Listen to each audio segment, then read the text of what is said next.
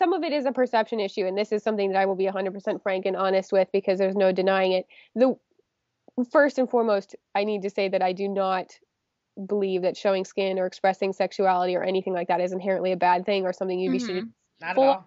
Again, as long as you're genuine to who you are and that you're comfortable, because if you're not comfortable, it's going to show, which is those sorts of costumes, because I think, I like strength. I think that's more sexy than skin to me. But that being said, I think that it is obvious that the society and the culture that we are in, they are going to showcase the more risque costumes more frequently. So it's a perception issue. The costumes that make it to the front pages of the blogs, the costumes that, the ones that get the most attention and notoriety are the ones that are showing more skin. However, the unfortunate reality I feel of that is that then the girls start to become labeled as disingenuous or only, doing certain things for attention, when it's the blogs picking maybe the one risque costume they have out of their portfolio and putting it up there so that everybody makes this perception about them. Oh, they're only doing it for attention and so on.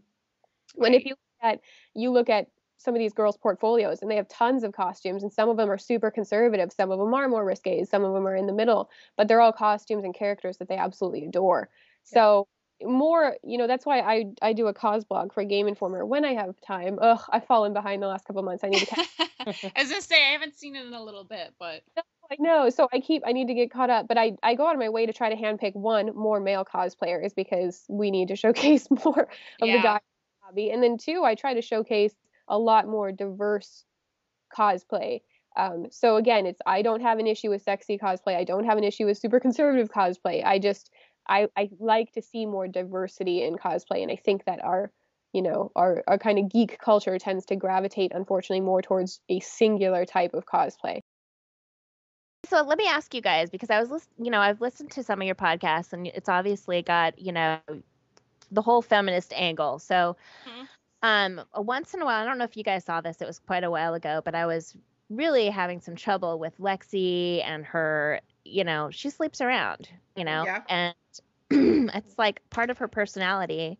And I don't want to have to, I want her to be able to get laid when she feels like getting laid. And, but people have a kind of a low tolerance for that in books. It's seen from the research I've done. It's like she can have basically like 2 sexual partners per novel, or she's crossing some mysterious slut line from which there is no coming back. Right. So, I would really like to throw in a third dude into the mix in one, but I'm kind of afraid. So, I mean, like, what do you guys think? Is there like a mysterious slut line? Is it just like, will she not be not sympathetic anymore if she is too, quote unquote slutty? Well, that's an interesting question, because when I started in this, there really wasn't any such title as game designer. Back then, you basically had 2 types of people in game development, and they were programmers and artists. So about the time I was hired again which was 1989, they were just realizing that they needed people who could write, and specifically people who could write dialogue. And so they kind of had this new category of writers.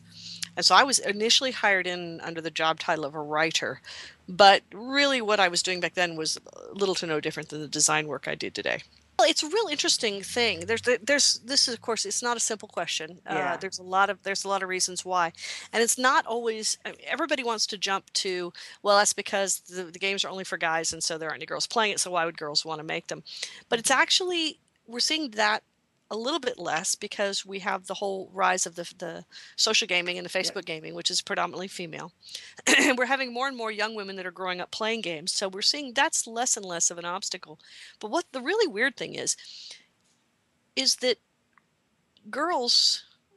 women don't see the game industry as a potential career path. So when you go up and you ask a girl, what do you think about making computer games? They blink, because it's not that they looked at it and went, no, I don't want to do that. It's that it never even showed up on their radar.